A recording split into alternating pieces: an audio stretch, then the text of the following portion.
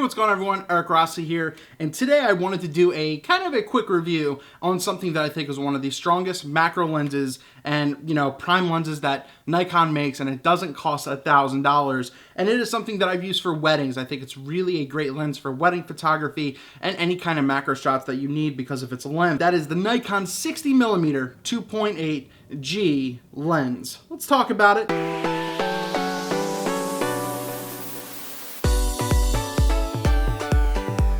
So for brand new, you can snag this guy for, I think, like $600 or a little under $600.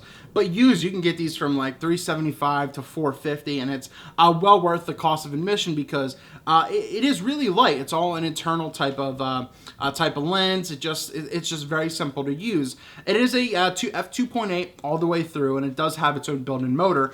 But remember, as you're using a true macro one-to-one lens, and this is what it gives you, a true one-to-one magnification ratio. The closer you get to your subject, the more light you actually use, because the closer your distance, you're going to lose a little bit of your f-stop. So if I think this minimum focusing distance is like 7 inches or something like that, if not a little less.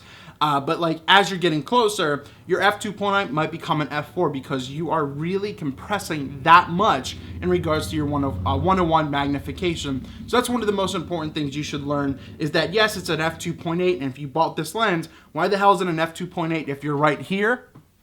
It's because that's the way true macros work. Here's a quick rundown of the specs. It's an f2.8 to an f32. As I said, your distance matters. 1-to-1 true magnification ratio. Has a silent wave motor, which it really is silent. It is all internal focus, so you won't see it move as you're focusing, as like some other lenses may as well. 7.3 inches. I was really close. Minimal focal distance. As I said, it does have its focus motor. It has a 62mm filter, so it's not your typical one, but it's really, really small. Once again, I don't really know if you need a filter for that. And it's a, manual and autofocus lens. It is built for full frame cameras, so you can use it on both your DX and your FX type of cameras. And it's a really strong lens. As I said, for the price, it's almost, unbeatable. The DX version is the 40mm, and that's maybe $300 or something like that, if not a little more. So this is a really strong lens to get. But mind you, if you're on your crop sensor, you will need to multiply 1.5 times to really get your true focal length of this lens. So all that jargon aside, one of the best things is that, as I said, it is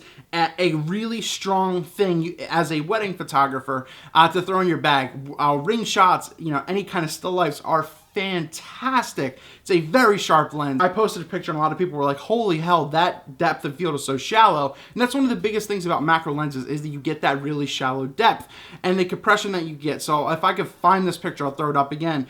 But the focal plane you can get is so thin, it can be razor sharp. So focusing can be difficult if you don't know what you're doing. I have videos on that I'll link down in the description below. But you can really get a specialized effect. You can kill that background. That bokeh would be amazing. The thing I wouldn't recommend, because of the focal length being so short, is that if you want to take like wildlife, not necessarily birds, but like ants or that kind of stuff, if you're into insect type of photography, it's obviously, or like bees on flowers and stuff like that, it's not going to be the best because you have to get closer.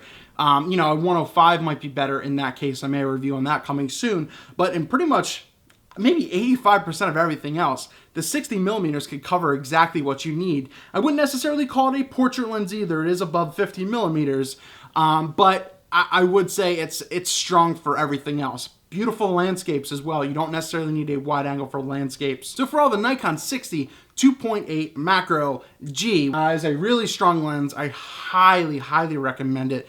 And that's why it'll never leave my bag or leave my kit, because I rely on this lens a lot when I need to shoot with it professionally. And especially for some videos, if you want close-ups of labels and, all that kind of stuff, the macro magnification you get and the clarity is phenomenal. So I really give it a 2 thumbs up. It's well worth the price. As I said, it's not $1,000, and I pretty much would say it's one of the best macro lenses that Nikon has ever made, and especially for its affordability for what you can get. So any questions or comments, please leave those down below. If anything, go rent it, check it out, borrow it from a friend, and see if you could really like it. But it's a really good answer, or a really good problem solver to people who need something and it doesn't cost a crap ton of money.